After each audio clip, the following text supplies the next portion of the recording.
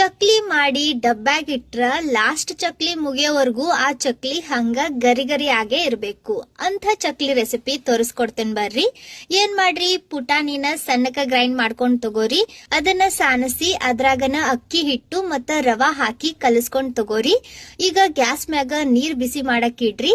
ಕಲ್ಸ್ಕೊಂಡಿದ್ವಿ ನೋಡ್ರಿ, ಅದ್ರಾಗ ಎಳ್ಳು, ಅಜ್ವಾನ, ಉಪ್ಪು, ಖಾರ, ಹಿಂಗ್ ಬೇಕಂದ್ರ ಹಿಂಗ್ ಹಾಕ್ಬಹುದು.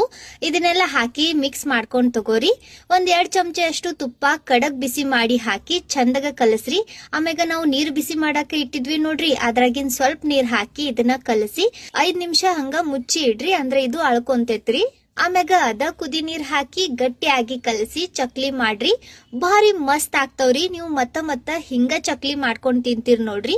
ಹಿಟ್ಟು ಹೆಂಗ್ ಕಲ್ಸೋದು, ಇವ್ ಹಿಂಗ ಪಳ್ಳು ಮತ್ತ ಗರಿಗರಿ ಆಗಿರ್ಬೇಕು ಅಂದ್ರ ಏನ್ ಮಾಡ್ಬೇಕು, ಇವನ್ನ ಹೆಂಗ್ ಕರಿಯೋದು ಅಂತ ನಮ್ ಯೂಟ್ಯೂಬ್ ಚಾನೆಲ್ ಶ್ರಾವಣಿ ಅಡುಗೆ ಮನೆ ಒಳಗ ಡೀಟೇಲ್ ಆಗಿ ತಿಳಿಸಿದ್ದೀನಿ. ವಿಡಿಯೋ ನೋಡಿದ್ದಕ್ಕ ಧನ್ಯವಾದ ರೀ.